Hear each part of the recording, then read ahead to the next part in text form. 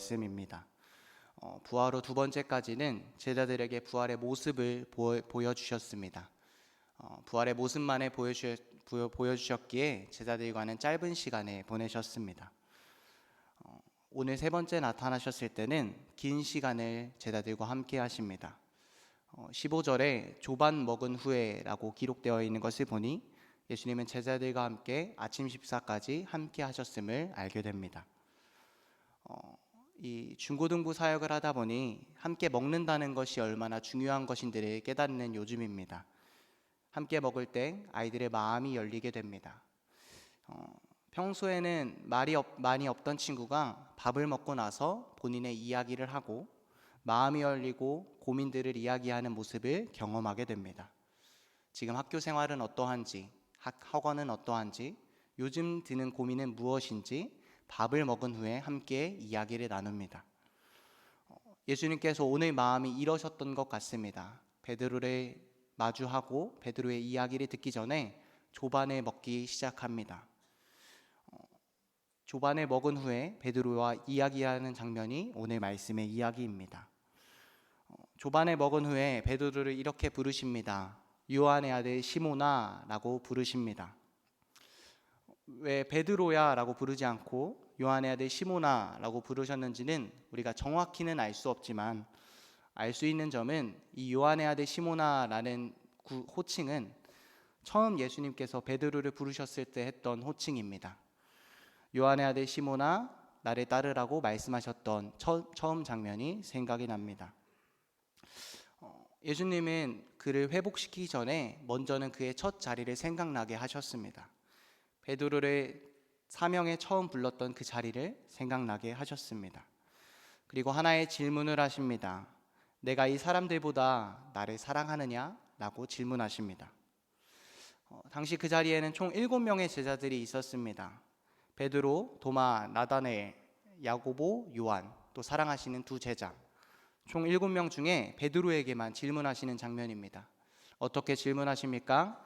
내가 이 사람들보다 나를 더 사랑하느냐? 라고 질문하십니다. 베드로는 순간 당황했을 것입니다. 왜냐하면 그의 마음 가운데는 죄책감이 있었기 때문입니다. 과거의 베드로를 살펴보면 다른 사람은 다 주님을 떠나도 나는 주님을 떠나지 않겠습니다 라고 고백했던 베드로였습니다. 그런데 다짐한 과거의 모습과는 달리 십자가에 돌아가시기 전 3번을 주님을 배신했기 때문에 부인했기 때문에 마음에는 죄책감이 있었을 것입니다. 그런 베드로에게 부활 후에 예수님께서 찾아가시는 장면인 것입니다. 과거의 그의 고백은 분명히 진실이었습니다. 거짓은 아니었습니다. 그런데 실제 상황에 놓였을 때 그는 두려움에 빠지게 되었습니다. 그리고 그 두려움은 부인과 배신의 자리가 되었습니다. 말씀을 묵상하면서 한 가지 생각이 들었던 것은 예수님은 속도 없으신가라는 생각이었습니다. 제자들은 모두 예수님을 부인했고 심지어 베드로는 예수님이 보는 앞에서 부인한 사람이 베드로입니다. 지금과는 같은 모닥불 앞에서 예수님의 제자라고 여종이 물었을 때 3번이나 부인했던 제자가 베드로입니다. 내 입장에서 생각해 봤을 때 날 부인하고 배신한 사람을 내가 찾아갈 수 있을까라고 생각을 했을 때 저라면 쉽지 않을 것 같다라는 생각을 묵상하면서 들었습니다. 근데 예수님은 속도 없이 베드로를 찾아오셔서 물으시는 것입니다. 네가 나를 사랑하느냐? 라고 물으십니다. 우리는 교회의 자리에서 주님을 사랑한다 라고 고백합니다. 누구보다 나는 부인하지 않을 것이라고 고백하기도 합니다. 그런데 때로는요, 우리가 세상에 나가면 우리가 주님을 부인하는 모습이 있기도 합니다. 구체적으로 말씀드리면 그 부인의 모습은 죄의 모습으로 나타나기도 한다라는 것입니다. 누군가를 비방하는 모습일 수도 있습니다. 음행일 수도 있고요. 때로는 교만일 수도 있고요. 우상숭배일 수도 있습니다. 교회에서 우리의 고백은 거짓말은 아닙니다. 예수님을 사랑한다라는 고백은 진실된 말일 것입니다. 그런데 사람은 막상 상황에 닥치면 세상에 나아가면 때로는 부인할 때도 있다라는 사실입니다. 그런 우리에게 예수님은 오늘도 찾아와서 물으시는 것입니다.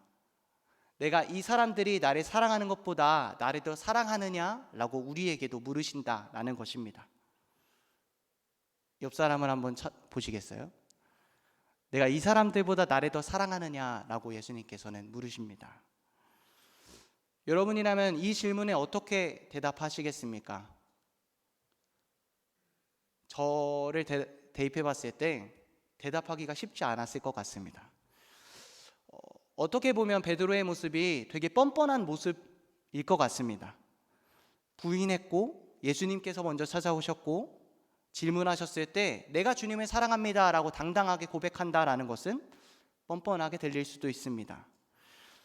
그런데 베드로는 그런 모습대로 그냥 나아갔습니다. 어떻게 고백하냐면 주님 그러합니다. 내가 주님을 사랑하는 줄 주님께서 아십니다 라고 고백합니다. 예수님께서 원하시는 모습은 바로 이런 모습입니다. 어떻게 보면 뻔뻔하기도 하고 어떻게 보면 부인한 제자 맞을까? 라는 생각이 들기도 하지만 넘어지더라도 다시 주님께 나아가는 모습을 예수님께서는 원하신다라는 것입니다. 그래서 더 베드로를 사랑하시지 않았나? 베드로의 수제자라고 불리지 않았나 생각합니다. 사람은 누구나 예수님을 부인하기도 하고요. 배신하기도 합니다. 그게 사람의 모습입니다. 그러나 그때 예수님께서 원하시는 태도는 베드로의 이 모습일 것입니다. 주님, 그러합니다. 내가 주님을 사랑하는 줄 주님께서 아십니다. 라는 고백입니다.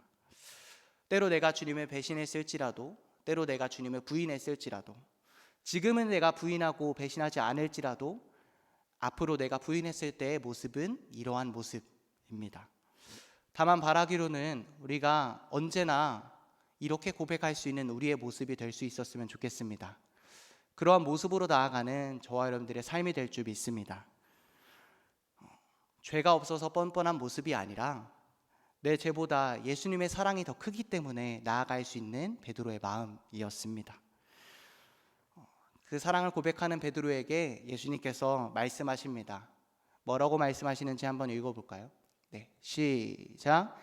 그들이 조밥 먹은 후에 예수께서 시몬 베드로에게 이르시되 요한의 아들 시몬아 내가 이 사람들보다 나를 더 사랑하느냐 하시니 이르되 주님 그러하나이다. 내가 주님을 사랑하는 줄 주님께서 아시나이다. 이르시되 내 어린 양을 먹이라 하시고. 아멘.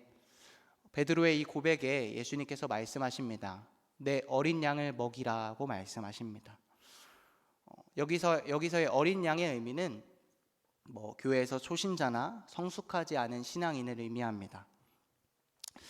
어린 양을 먹이라는 말은 내가 맡고 있는 초신자 또 성숙하지 않은 신앙인들을 먹이라라는 것입니다. 이 어린 양의 모습은 사람마다 다를 것입니다. 교회에서 나 위치가 속장이라면 속원 중에 초신자나 성숙하지 못한 신앙인이 될 것입니다. 저처럼 다음 세대라면 예배에 처음 나온 친구들이 될 수도 있습니다. 또 새가족부라면 말 그대로 새가족원들, 처음 오는 새신자들이 될 수 있습니다. 어린 양이란 예수님께 믿기 시작한 초신자, 성숙하지 않은 사람들, 또 함께하지 않으면 돌보아 주지 않으면 신앙을 지키기 힘든 사람들일 것입니다. 새벽 예배에 나오시는 분들이라면 어느 정도 성숙하신 분들이라고 생각합니다. 그렇다면 우리는 보아야 합니다. 내 주변에 어린 양은 누가 있을까입니다. 내가 돌보아 주지 않으면 함께 신앙을 이어나가기 힘든 성숙하지 않은 어린 양은 누구인 것인가? 라고 생각이 해봐야 될 것입니다. 그리고 말씀하십니다. 어린 양을 먹이라고 말씀하십니다. 무엇을 먹이는 것입니까? 결국에는 말씀입니다. 성경에서 어린 양은 꼴을 먹고 자랍니다. 꼴은 풀인데요.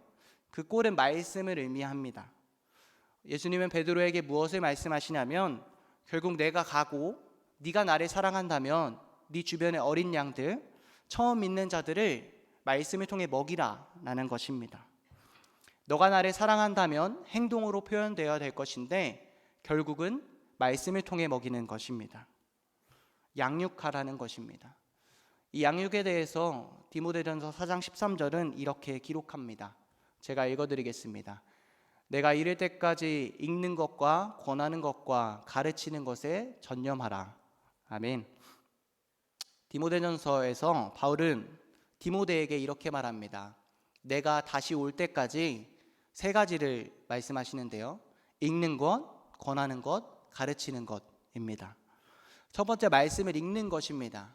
내가 양육하기 위해서, 내 어린 양을 양육하기 위해서는 가장 먼저 해야 되는 것은 내가 말씀을 아는 것입니다. 내가 알아야 가르칠 수 있습니다. 우리가 말씀을 꾸준히 읽어 나갈 때 그 말씀을 이해할 수 있고요. 또 이해함으로 그 다음 단계로 나아갈 수가 있습니다. 때로 우리가 말씀을 읽는 것에 어려움을 겪을 수 있습니다. 혼자 하려다 보면 어떻게 말씀을 읽어야 하나라고 생각이 들 수도 있습니다. 그래서 감사한 것은 우리 교회에서는 예수님의 사람이라는 양육 프로그램이 있습니다. 그 말씀의 양육 프로그램을 통해 우리가 말씀을 읽는 것에 도움을 받을 수 있습니다. 그렇게 읽는 것이 된다면 두 번째로 권하는 것입니다. 내가 말씀을 꾸준히 읽어 나간다면 주변 사람들에게 권하는 것입니다. 또 예수님의 사람을 수료했다면 그 후에 해야 되는 것은 이 양육 프로그램을 권하는 것입니다. 말씀을 읽는 것이 내가 얼마나 좋은지 경험하고 권하는 것입니다. 양육 후에 내가 어떤 부분이 달라졌는지 그 경험을 권하는 것입니다. 권하지 않으면 내 주변인들은 알지 못합니다. 내가 느낀 그대로 전할 때에 그 사람이, 내 어린 양이 먹일 수 있습니다. 세 번째는 가르치는 것입니다. 내가 말씀을 읽고 내가 양육 프로그램을 받았다면 그 후에 내가 할 수 있는 것은 가르치는 것입니다. 물론 이제 누구나 말씀을 읽고 모두가 가르치는 것은 아닙니다. 교회 안에서 허락한 데에 우리는 그 말씀을 가르칠 수 있습니다. 결국 예수님께서 베드로에게 원하셨던 것은 어린 양을 먹이는 것이었습니다. 내 어린 양은 누구인지 기억하고 또 어린 양을 먹일 수 있는 저와 여러분들의 삶이 될 줄 믿습니다. 옆에서 도와줄 이가 분명히 있을 것입니다. 내가 함께 케어해야 되는 이가 분명히 있습니다. 예수님께서 원하는 교회의 모습이란 함께 가는 것입니다. 내가 말씀을 읽고 권하고 가르치며 어린 양을 먹이며 함께 성장하는 저와 여러분들이 될 줄 믿습니다. 두 번째입니다. 예수님께서 이렇게 물으시는데요. 한번 읽어보도록 하겠습니다. 시작. 또 두 번째 이르시되 요한의 아들 시몬아 내가 나를 사랑하느냐 하시니 이르되 주님 그러하나이다. 내가 주님을 사랑하는 줄 주님께서 아시나이다. 이르시되 내 양을 치라 하시고. 아멘. 오늘 예수님께서 두 번째 물으십니다. 내가 나를 사랑하느냐? 이에 대해서 똑같이 베드로는 답하는데요. 예수님은 마지막에 이렇게 말씀하십니다. 내 양을 치라 라고 말씀하십니다. 우리는 말씀을 읽고 궁금증이 들 수 있습니다. 내 양을, 어린 양을 먹이라 라는 것은 무슨 뜻이고 내 양을 치라 라는 것은 무슨 뜻인가 입니다. 양을 먹인다라는 것은 가르침에 초점을 두는 말씀입니다. 말씀의 가르침이고요. 읽고 권하고 가르치는 것입니다. 반면 양을 친다라는 것은 목양입니다. 이 목양을 조금 설명드리기 위해서는 양의 특징을 알아야 합니다. 양은 어떠한 특징이 있냐면 시력이 나쁘다라는 특징이 있습니다. 시야는 넓다라고 하는데요. 초점을 맞추는 능력이 부족하다라고 합니다.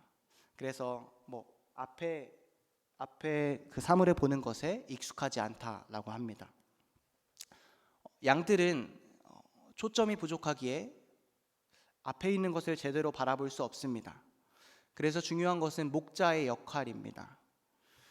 목자가 세밀하게 돌볼 때 양은 평안하게 살아갈 수 있기 때문입니다. 베드로는 내 양을 치라라는 예수님의 말씀을 들었을 것입니다. 그리고 고민했을 것입니다.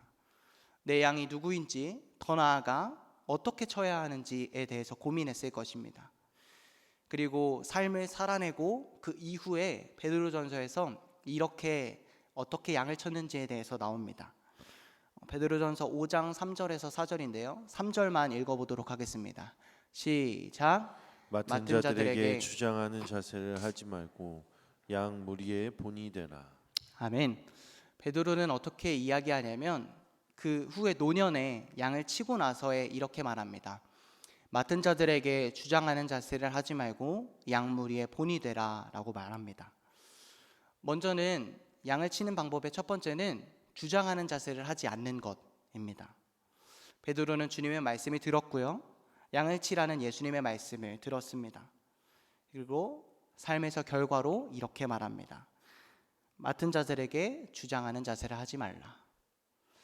세상의 리더는 어떠합니까? 뭔가 이끌어야 될 것 같다라는 이미지가 있습니다.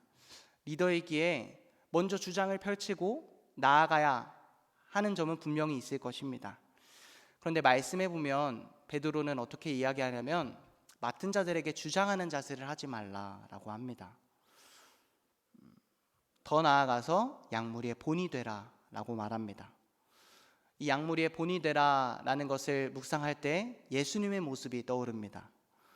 예수님은 평생을 주장하기보다 섬김의 삶을 살았던 분입니다. 누구보다 낮은 자세에서 고아와 과부를 섬겼던 분이 예수님이십니다. 그 양무리, 제자들, 그 무리의 본이 됐던 분이 예수님이십니다. 섬기셨기에 발을 씻기실 수 있었습니다. 섬기셨기에 종이 했던 발을 씻기신 모습을 우리는 보게 됩니다. 그 모습을 본 베드로가 예수님의 모습을 보고 그와 맞춰 본이 됐던 삶을 살았던 것입니다. 우리의 삶도 이와 같습니다. 내 양을 치라 라고 말씀하시고 그 방법에 대해서 섬김이라고 말씀하십니다. 내가 주장하는 자세를 펼치기보다 더 낮은 자세에서 섬기는 모습입니다. 내가 앞장서기보다 양무리의 본이 되는 모습입니다. 말씀을 준비하면서 한 모습이 떠올랐는데요. 제가 중고등부 사역을 하기 전에 전 교회에서는 주일학교 사역을 하였습니다. 주일학교 사역을 하다 보면 많은 아이들을 마주하게 됩니다. 되게 밝은 친구들도 있고 어두운 친구들도 있고 말을 이쁘게 하는 친구들도 있고 말을 험하게 하는 친구들도 있고 여러 모습이 있습니다. 주일학교 사역의 특징을 말한다면 부모님을 대할 기회가 많다는 것입니다. 아이들을 데리러 오시기도 하고요. 때로는 집으로 신방을 가기도 하기 때문입니다. 그렇게 사역을 하다 보면 한 가지 신기한 모습이 있는데요. 그 모습은 아이들에게서 부모님의 모습이 보인다라는 점입니다. 말을 이쁘게 하는 친구들을 보게 되면은 어김없이 부모님의 모습은 어조나 이제 말하는 것들이 그대로 묻어나오는 모습을 보게 됩니다. 반면 말을 험하게 하는 친구들도 있습니다. 그렇지 않은 모습을 볼 때, 부모님들의 모습을 볼 때는 어김없이 아이의 모습이 닮아 있다라는 것을 깨닫게 됩니다. 제가 무슨 말씀을 드리고 싶냐면 아이들은 부모님을 닮는다라는 것을 말씀드리고 싶습니다. 말씀을 준비하며 이 양은 비단 교회에서만을 의미하는 것은 아닙니다. 물론 교회에서 내가 맡은 양들일 수도 있지만 더 중요한 것은 더 가까이서 내가 바라보는 내 가족들, 내 자녀들일 것입니다. 양육은 내 가정에서부터 시작합니다. 혹시 자녀들의 양육에 있어서 고민인 분들이 있으시다면 오늘 말씀을 잘 들어보시기 바랍니다.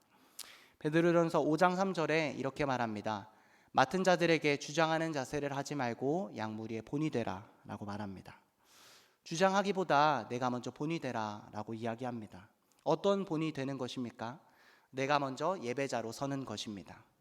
내가 먼저 하나님 앞에 부끄럼 없는 삶을 살아내는 것입니다. 그럴 때 내 아이는 자연스럽게 예배자가 되고요. 그럴 때 내 아이는 자연스럽게 부끄럼 없이 살아낼 수 있을 것입니다. 물론 저는 아이를 양육해 본 적은 없어서 여러분들의 고충을 알지 못하고 더 깊게 공감할 수는 없습니다.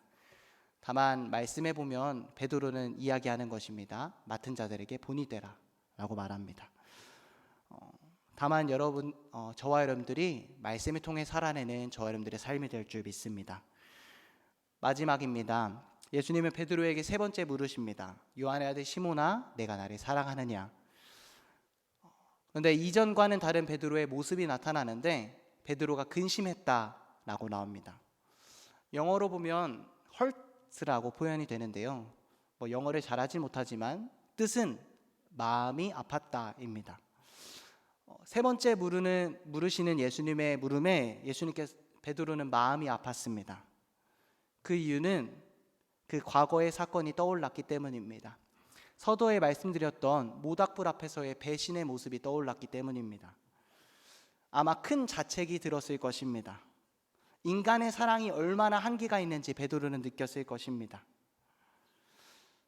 베드로는 마음 한켠에 아픈 모습이 있었습니다. 내가 예수님을 배신했다라는 아픔입니다. 예수님이 보는 앞에서 그를 부인했던 아픔입니다. 그리고 그 마음 한켠에 업으로 돌아가고자 하는 마음이 있었습니다.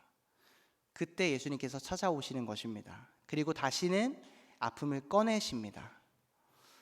예수님의 이 내가 나를 사랑하느냐라는 질문을 사랑을 고백하라라는 질문보다 더 깊게 보면 그 아픔을 고백하라라는 의도가 숨겨져 있었습니다. 그 이유는 아픔은 드러내야 회복이 되기 때문입니다. 한참을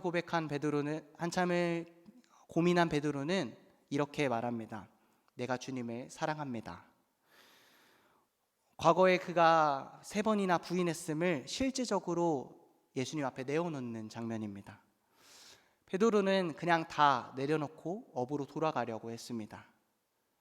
그런데 그 예수님의 사랑에 다시금 돌아오는 모습이 그려지고요, 다시금 회복하는 모습이 그려집니다. 우리가 때로는 신앙의 모습이 이러할 수도 있습니다. 다 내려놓고 내 사명의 자리를 내려놓아야 하는 생각이 들 수도 있습니다. 그런데 감사한 것은 그때 예수님께서 찾아오신다라는 말씀입니다. 먼저 찾아오시고 밥을 먹이시고 내가 나를 사랑하느냐라는 그 사랑의 표현을 하십니다. 이 모든 행동에는 결국에는 예수님의 사랑의 모습이 그려집니다. 베드로가 예수님의 사랑에서 사랑을 고백한 것이 아니라 예수님이 베드로를 사랑하셨기에 돌이킬 수 있었고 회복할 수 있었습니다. 그리고 결국 사명의 자리로 돌아가게 됩니다. 때로 우리의 모습이 이와 같지 않나 생각합니다. 우리의 모습은 죄의 모습 가운데 있을 수도 있고요, 죄책감에 못 이겨 아픔이 있는 모습이 있을 수도 있고요, 과거의 모습이 또 현재의 모습이 앞으로의 모습이 사명의 자리를 내려놓아야 하는 생각이 들 수도 있습니다. 그런데 그럴 때 감사한 것은 예수님께서 찾아오신다라는 말씀입니다. 나의 상처 가운데, 내 아픔 가운데 예수님께서 찾아오십니다. 말씀을 통해 찾아오시고요, 기도의 자리를 통해 찾아오십니다. 그리고 오늘도 물으십니다. 내가 나를 사랑하느냐? 라고 물으십니다. 그리고 그 아픔을 내어놓으라고 말씀하십니다. 그럴 때 회복과 회개가 일어납니다. 그리고 우리는 회복의 자리에서 고백할 것입니다. 내가 주님을 사랑하는 줄 주님께서 아십니다 라고 고백할 것입니다. 이것은 우리의 사랑보다 예수님의 사랑이 얼마나 큰지, 예수님의 사랑의 크기에 우리는 고백할 수 있을 것입니다. 때로는 우리의 모습이 힘들지라도 예수님의 사랑이 커서 우리는 고백할 것이고, 예수님의 사랑이 커서 우리는 회복될 수 있습니다. 그 자리에, 그 회복의 자리가 오늘 자리가 되었으면 좋겠습니다. 그 회복의 자리가 오늘 기도하는 중에, 또 말씀을 듣는 중에 회복과 회개가 일어나는 오늘의 자리가 될 줄 믿습니다. 기도하겠습니다. 내가 가장 후회하지 않는 일, 예수를 따르는 일, 내 금을 버리고 내 사랑들 뒤로 하고 나를 부르신 주님과 동행하는 일, 나의 평생에 소원하는 일, 예수를 닮아가는 일, 굳은 마음 제하시고 사랑을 가르치신 나의 예수님을 사랑하는 일, 날 부르심에 감사, 날 놓지 않으심 감사하는 하늘 보좌 버리고 날 사랑하심에 감사. 나의 모든 삶을 남은 모든 인생을 예수님과 함께 걷겠습니다. 내가 가장 후회하지 않는 일, 내가 가장 후회하지 않는 일, 예수를 따르는 일, 내 금을 버리고 내 사랑들 뒤로 하고 나를 부르신 주님과 동행하는 일, 나의 평생에 소원하는 일, 예수를 닮아가는 일, 굳은 마음 죄하시고 사랑을 가르치신 나의 예수님을 사랑하는 일, 날 부르심에 감사. 날 놓지 않으신 감사. 하늘 보좌 버리고 날 사랑하심에 감사.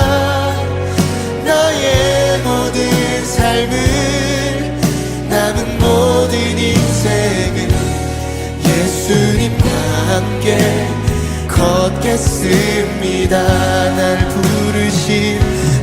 부르심에 감사. 날 놓지 않으신 감사. 하늘 보좌 버리고 날 사랑하심에 감사.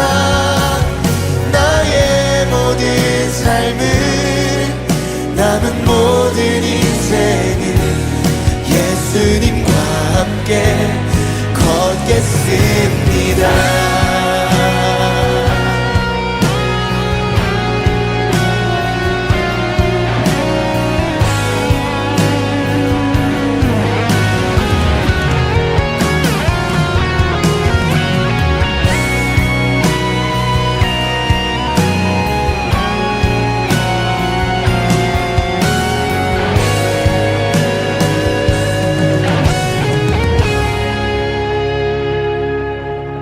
네가 나를 사랑하느냐, 네가 나를 사랑하느냐, 네가 나를 사랑하느냐. 주님 내게 물어보시네. 고백합시다.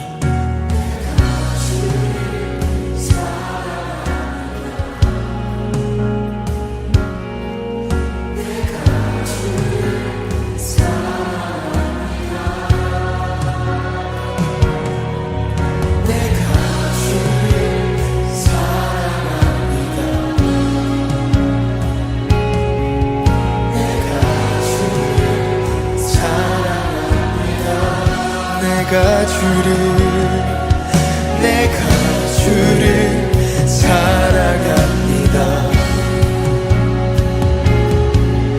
내가 주를 사랑합니다.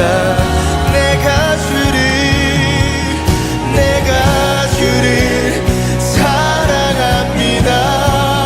내 사랑을 주가 하십니다.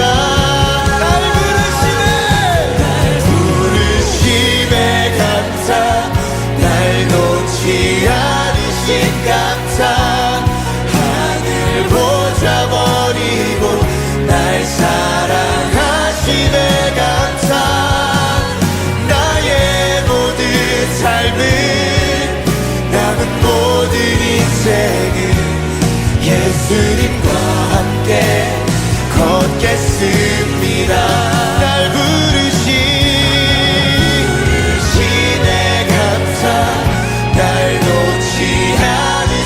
감사해 보좌버리고 날 사랑하심에 감사 나의 모든 삶을 나는 모든 인생을 예수님과 함께 걷겠습니다 나의 모든 삶을 남은 모든 인생을 예수님과 함께 걷겠습니다.